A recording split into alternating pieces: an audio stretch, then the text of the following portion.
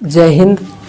आज हम लोग समझने वाले हैं भूकंप के बारे में, कैसे वो उत्पन्न होता है, कैसे विनाशकारी हो जाता है, कैसे क्या होता है, प्लेट क्या होता है, केंद्र क्या होता है, अभिकेंद्र क्या होता है, इसके बारे में आज समझने वाले हैं। तो आज का जो चैप्टर है वो भूकंप से संबंधित है और आप देख रहे हैं समाधान अड्डा। अगर नए हैं तो चैनल सब्सक्राइब कर दीजिएगा, लेकिन अभी नहीं करना है। जब आपको अच्छी से समझ में आने लगे तो एक लाइक कर दीजिएगा और अच्छा से समझ में आने लगे तो सब्सक्राइब कर दीजिएगा। आज हम भूकंप के बारे में जान लेते हैं और विश्वास कीजिए 10-15 मिनट का वीडियो आपके जहन में रग रग में घुस जाएगा, ये मेरा वादा है। आप सिर्फ देखते रहें और बेस्ट कंसेप्ट और ट्रिक के साथ इसको हम याद करवाने वाले हैं। भूकंप, प्लेट, केंद्र, अभिकेंद्र, तरंग और रिएक्टर स्केल पर इसको माप कर भी दिखाएंगे। तो शुरू करते हैं। पहला है भूकंप, कि भूकंप किसे कहते हैं। तो भूकंप तो सब देखा है, अचानक पृथ्वी हिल गया, कंपने लगा, भूकंप आ गया। लेकिन आप डेली भूकंप का अनुभव करते हैं। अब कैसे? आप डेली भूकंप का अनुभव करते हैं। मान लीजिए सड़क पर जा रहे हैं, क्या करें, सड़क पर जा रहे हैं और कोई साइड से हरियाली दिख गया, भूकंप आ गया, तोड़ी के रग रग में खून दौड़ गया, भूकंप आया।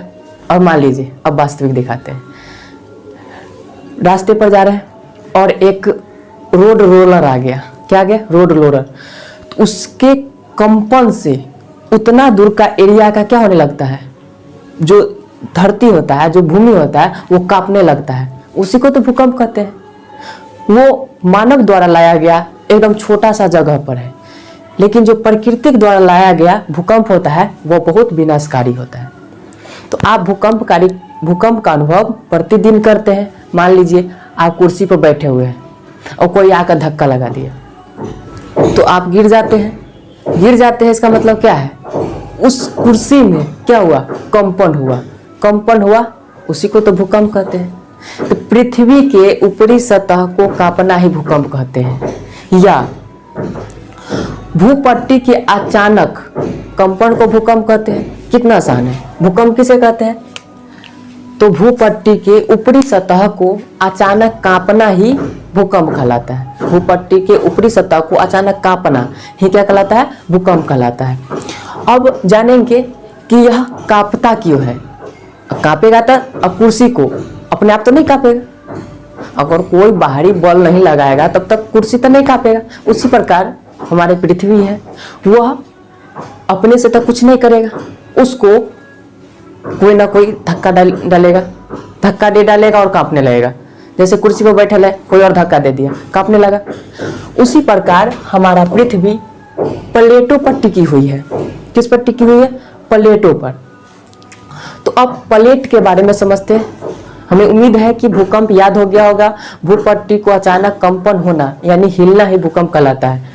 उसके बाद हम देखेंगे प्लेट के बारे में, जो जिससे भूकंप उत्पन्न होता है। प्लेट हिलता है, उसी से क्या होता है? भूकंप उत्पन्न होता है। अब ये मत समझ लीजिएगा जो खाने वाला प्लेट, नहीं, ये छोटा प्लेट है। इसकी मोटाई 1-2 mm हो सकता है, 3 mm 4 mm 1 इंच हो सकता है। लेकिन इस जो प्लेट है, ये प्लेट है, उसका मोटाई पता है कितना है? 100 किलोमीटर। कितना है? 100 किलोमीटर। सही सुन रहे हैं आप। तो प्लेट जो हेनरी हैश ने प्लेट टेक्टोनिक सिद्धांत, प्लेट विवर्तनीय सिद्धांत का जो व्याख्या की है, कौन की है? हेनरी हैश ने। वो प्लेट के बारे में और वेगनर ने कुछ बताएं। तो अब चलिए समझते हैं प्लेट के बारे में। तो प्लेट के बारे में अच्छे से समझने के लिए कुछ फनी कमेंट भी है और ऐसे है जो आपको समझ में आ जाए। ये जो प्लेट की मोटाई है ये 100 किलोमीटर है। कितना है? 100 किलोमीटर। और यही ऊपरी सतह पर कहीं नीचे है, कहीं ऊपर है, कहीं नीचे है, कहीं ऊपर है। तो जहां नीचे है वहां महासागर है, और जहां उठ गया वह माउंट एवरेस्ट है, यानी पर्वत है। क्या पर्वत है? कहीं ज्वालामुखी है, कहीं ज्वालामुखी फटता है। तो ये ऐसा क्या है? इसका ऊपर वाला पट्टी यानी भूपटल है, यानी भूपर पट्टी है। कहीं धंस गया वहां महासागर है और कहीं उठ गया वहां क्या है, पर्वत है। तो प्लेट की मोटाई कितना है, 100 किलोमीटर है। कितना है, 100 किलोमीटर है। तो हम समझ रहे हैं प्लेट के बारे में। मान लीजिए कि प्लेट यह 3 प्रकार के होता है। 3 प्रकार के होता है। प्लेट कितने प्रकार के होता है, 3 प्रकार के। पहला, मान लीजिए कि आप रास्ते पर जा रहे हैं। क्या कर रहे हैं, रास्ते पर जा रहे हैं। रास्ते पर जा रहे हैं, आप पर जाइए। ये एक लड़का है, रास्ते पर चल रहा है और उधर से एक कौन आ रही है पता तो होबे करेगा, वो आ रही है। क्या आ रही है, वो आ रही है। अब दोनों क्या आएंगे, ये ऊपर जाएंगे, ये ऊपर जाएगा, आई नीचे आएगी। ये ऊपर जा रहा है, ये नीचे आएगी। तो दोनों की मिलन तो कहीं ना कहीं होबे करेगा, आमने सामने। ये आमने सामने मिलन हो गया। दोनों का मन क्या हो गया, रूपांतरित होने लगा, यानी बदलने लगा। क्या हो गया, रूपांतरित होने लगे। दोनों का मन क्या हो गया, रूपांतरित हो गया। तो ये जो रूपांतरित हुआ है ना, उसी का पहला नाम है रूपांतरण। रूपांतरित हो गया, दोनों का मन क्या हो गया, रूपांतरित हो गया। और जैसे ही रूपांतरित हुआ, क्या हुआ, जैसे ही रूपांतरित हुआ, जहान में भूकंप आ गया, हिलने लगा। तभी बताया हिलना क्या होता है, भूकंप होता है। किसी भी चीज को हिला दिए, कंपन उत्पन्न हुआ, भूकंप हुआ। तो दोनों का क्या हो गया, जो रग है वो क्या हो गया, हिलने लगा। हिलने लगा, तो हिलने लगा का मतलब क्या हो गया, भूकंप। भूकंप उत्पन्न हो गया। तो जब प्लेट में, किस में, प्लेट में रूपांतरण होता है, यानी रूपांतरित होता है प्लेट, तो क्या उत्पन्न होता है, भूकंप उत्पन्न होता है। 2 नंबर देखते हैं। ये तो रूपांतरित हो गया, तो एक दिन में तो छोड़ नहीं देगा, फिर कल ले जाएगा, फिर कल ले गया, फिर कल गया, रहते धीरे धीरे बढ़ता गया। और क्या हुआ, इसके जिंदगी में कोई और आ गया। क्या हो गया, कोई और आ गया। तो कोई और आ गया तो ये इस साइड भागने लगा और ये इस साइड भागने लगा। क्या होने लगा, इस साइड भागने लगा और ये इस साइड भागने लगा। दोनों में दरार फटने लगा। अब दोनों छोड़ देगा, तो लव हो गया, लव, तो दोनों छोड़ देगा। तो इसमें क्या होने लगा, दरार फटने लगा। तो मान लीजिए किसी भी चीज में दरार फटेगा तो उसमें से कुछ ना कुछ निकलेगा। तो यह क्या हो गया, ज्वालामुखी का रूप ले लिया। किसका रूप ले लिया, ज्वालामुखी का रूप ले लिया। पहले तो दिल में हलचल हुआ तो भूकंप हो गया, अब दोनों साइड हो गया। इसके जीवन में कोई और आ गया और इसके जीवन में कोई और आ गया, तो दोनों में क्या हो गया, दरार फट गया। यानी वही दरार से क्या बन गया, ज्वालामुखी फटने लगा। क्या फटने लगा, ज्वालामुखी। तो इसे अपसारी कहते हैं, अपसारी कहते हैं। यानी दोनों क्या होने लगे, हटने लगे। तो अपसारी क्रिया द्वारा क्या होता है, ज्वालामुखी निकलता है। क्या होता है, ज्वालामुखी निकलता है। अब देखिए, अब यूं ही दरार तो नहीं फटेगा, अब बात बढ़ेगा। तू हमको छोड़ दिया, वो हमको छोड़ दिया, कहा छोड़ा एने ओने। अब दोनों में क्या हो गया, दोनों के आदमी आया, अपना अपना गुंडा लेकर आया। क्या लेकर आया, गुंडा लेकर, गुंडा लेकर आया। तो यह बवाल खड़ा हो गया। क्या हो गया, बवाल खड़ा हो गया। यानी कि दोनों जो है आपस में बवाल खड़ा करने लगा, लड़ने लगा। क्या खड़ा करने लगा, खड़ा करने लगा, बवाल, बवाल खड़ा करने लगा। बवाल खड़ा हो गया, तो खड़ा हो गया यानी कि जो प्लेट टकराने से खड़ा हो जाए। तो खड़ा क्या है, यहाँ पर्वत खड़ा है, तो पर्वत। तो आपस में अभिसारित होने से क्या खड़ा हुआ, पर्वत खड़ा हुआ। तो 3 नंबर में प्लेट का नाम क्या हो जाएगा, अभिसारी। क्या उत्पन्न हो गया, अभिसारी उत्पन्न हो गया। तो क्या खड़ा हो गया, पर्वत खड़ा हो गया। मुझे उम्मीद है कि आपको यह समझ में आ गया होगा। अगर आ गया हो तो एक लाइक जरूर करें।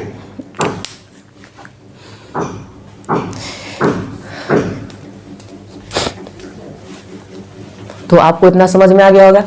प्लेट 3 प्रकार के, रूपांतरित, अपसारी और अभिसारी। रूपांतरण या रूपांतरित, अपसारी, अभिसारी। इस डाटा के माध्यम से प्लेट की मोटाई 100 किलोमीटर। आपको समझ में आ गया होगा। प्लेट टेक्टोनिक सिद्धांत हेनरी हैश ने दिया। भूकंप किसे कहते हैं? पृथ्वी के कांपना ही भूकंप कहलाता है। अब केंद्र के बारे में जानते हैं। तो केंद्र होता क्या है? तो ये तो बताए थे, जो एक ऊपरी प्लेट है, इसको सियाल भी बोलते हैं। देख लीजिएगा, सियाल। इसमें सिलिका और एल्युमिनियम का अधिकता होता है, इसलिए इसे क्या बोलते हैं? सियाल बोलते हैं। तो ऊपरी प्लेट की मोटाई 100 किलोमीटर है। क्या है? 100 किलोमीटर। तो कहीं ना कहीं नीचे से कंपन हुआ है।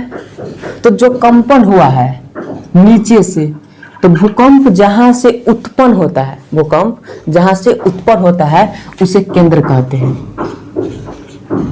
केंद्र कहते हैं। जहां से भूकंप उत्पन्न होता है उसे केंद्र कहते हैं, या उसी को मूल कहते हैं। मूल कहते हैं, या उसी को भूकंपीय केंद्र कहते हैं। भूकंपीय केंद्र कहते हैं।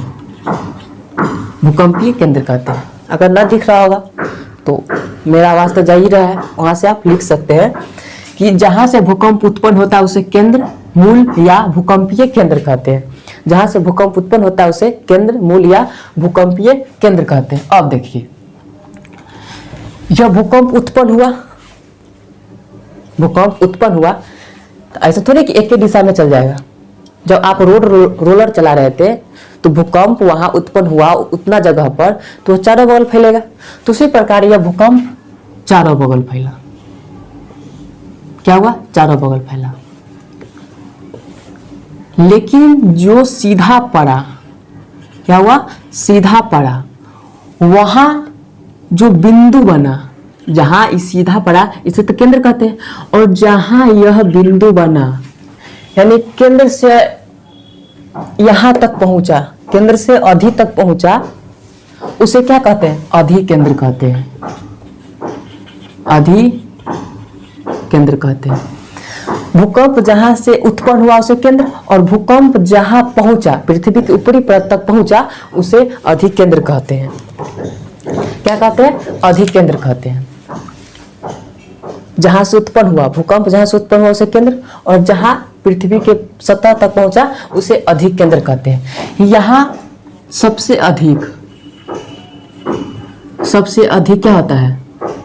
क्षति होता है। सबसे अधिक क्षति होता है। सबसे अधिक क्षति होता है। अब बताइए कि यह भूकंप यहां सबसे अधिक तीव्र था, तो साइड में कम होगा या उतने तीव्रता से जाएगा? तो आप नदी में नहाने गए, ठीक है, तो आप पत्थर फेंके हैं। क्या फेंके? पत्थर फेंके हैं। तो पत्थर फेंकने के बाद जहां गिरता है, मान लीजिए ऐसा नदी है और यहाँ पत्थर फेंके, तो यहाँ एक गोल चक्र लेखा बन जाता है, और यह चक्र धीमे धीमे धीमे धीमे कम होते जाता है और पानी में मिल जाता है। क्या हो जाता है? पानी में मिल जाता है।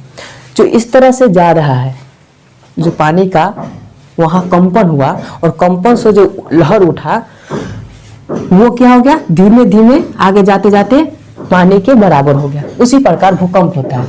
जो केंद्र से चला और अधिक केंद्र तक पहुंचा, यहाँ सबसे अधिक होता है। सबसे अधिक क्या होता है? तरंग होता है इसका। और बाद में जहां जहां पहुंचा वहां क्या होता है? धीरे धीरे कम जाता है। जैसे नेपाल में भूकंप उठा तो बिहार में कैसा झटका पड़ेगा? मान लीजिए वहां 7 का पहुंचा, तो भूकंप में बिहार में ज्यादा से ज्यादा 3 के न 4 के पहुंचेगा, 3 के न 4 के पहुंचेगा, यानी कम हो जाएगा। तो आपको केंद्र और अधिक केंद्र अच्छा से समझ में आ गया होगा। केंद्र और अधिक केंद्र। अब देखते हैं तरंग के बारे में। आप एल तरंग पढ़िएगा ना, तो इसका खोज H.D. लॉव ने किया। तो लॉव ने कर ही दिया, तो लॉव ही से हम सब बना देते हैं। लॉव ने कहिए दिया तो लॉब से बनाने में क्या है, तो हम इसके द्वारा अब समझते हैं कि यह लॉब कहिए दिया, तो इसको भी अब लॉब करा देते हैं। पी तरंग वैसा तरंग होता है जो कस के झटका मारता है, यानी झटका मारने का मतलब जो प्लेट था तुरंत में जुटा तुरंत में टूटा, वैसा ही वाला कहानी क्या होगा, यहाँ होगा।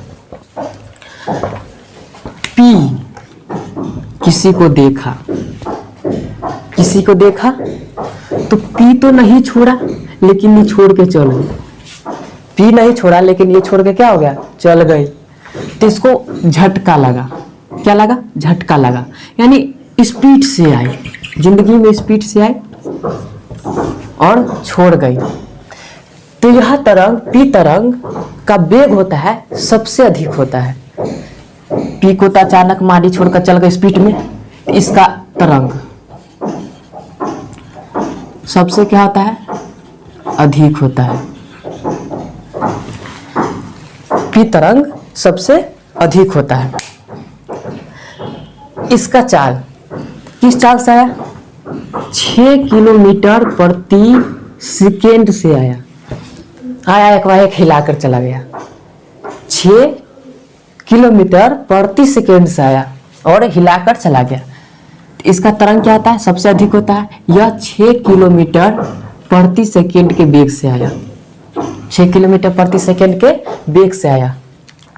यह अनुदैर्ध्य होता है, अनुदैर्ध्य तरंग होता है। अब बताइए जो स्पीड में आई वो न पानी देखी, न क्या देखी, पत्थर देखी, और न गैस देखी, हवा देखी, वो एक बार एक आई और धज्जिया उड़ा कर चली गई। तो पी तरंग का जो चाल होता है यह ठोस में भी होता है, द्रव में भी होता है और गैस में भी होता है। ठोस, द्रव और गैस दोनों में होता है। इसका अब क्षति का बात किया जाए तो मान लीजिए आई है तो कुछ ना कुछ तो खर्चा करवाएगी, तो आई लेकिन चल गई तो कम खर्चा हुआ, क्या हुआ, कम खर्चा हुआ। तो पी तरंग से कम क्षति होती है, क्या होती है, कम क्षति होती है। पी तरंग से कम क्षति होती है। तो पी तरंग में इतना ही है। अब चलते हैं एस तरंग की ओर। अब एस तरंग को देखते हैं। एस तरंग, एस तरंग, पी तरंग तो कैसे आया, एकदम स्पीड में आया, झटका मार के चला गया। लेकिन जो एस तरंग होता है वो पी तरंग से थोड़ी कम स्पीड में आया। क्या आया, कम स्पीड में। वो कैसे आया था, एकदम टन टन टन टन आ गया और चला गया। इस तरंग जो है वो पी तरंग से कम स्पीड में आया। इसका तरंग क्या होता है, तरंग पी से कम होता है, पी से कम होता है। इसका तरंग पी से कम होता है। यह अनुप्रस्थ होता है, यह अनुप्रस्थ होता है। इसका चाल पी से कम आया तो 6 किलोमीटर प्रति सेकेंड था, तो कैसा होगा, उससे कम यानी 3 किलोमीटर प्रति सेकेंड होगा, किलोमीटर प्रति सेकेंड होगा, 3 किलोमीटर प्रति सेकेंड होगा। यह तो न ठोस देखा था, न पत्थर देखा, न पानी देखा, न हवा देखा, लेकिन ये अब तो देखेगा। तो यह केवल ठोस में क्या करता है, गमन करता है। इस तरंग है केवल ठोस में गमन करता है, केवल ठोस में गमन करता है। इसकी चाल 3 किलोमीटर प्रति घंटा है। यह पी तरंग से क्या होता है, कम होता है। अब एल तरंग की बात करते हैं, वही लॉब, किसका खोज HDLOV लॉब ने किया, HD लॉब ने किया, HD लॉब ने किया। इसका चाल 13 किलोमीटर प्रति घंटा होता है। अब समझ रहा है कि लॉब होता है धीमे धीमे होता है, तो इसका चाल इससे भी क्या हो गया, कम हो गया। इसका चाल सबसे कम होता है, सबसे कम होता है। इसका चाल सबसे कम होता है, इसका चाल सबसे कम होता है। अब धीरे धीरे आया, लाइफ में क्या हुआ, धीरे धीरे आया। तो पैसा, समय, हर एक कुछ के क्षति करके जाएगी रह जाएगी। तो यह कैसे आया? एकदम धीरे धीरे आया।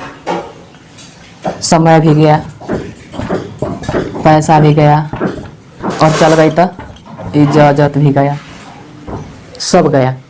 तो यह सबसे विनाशकारी होता है, विनाशकारी होता है, सबसे विनाशकारी होता है। तो तरंग में इतना काफ़ी है। अब अगला देखते हैं रिएक्टर स्केल। अगला रिएक्टर स्केल के बारे में देखते हैं।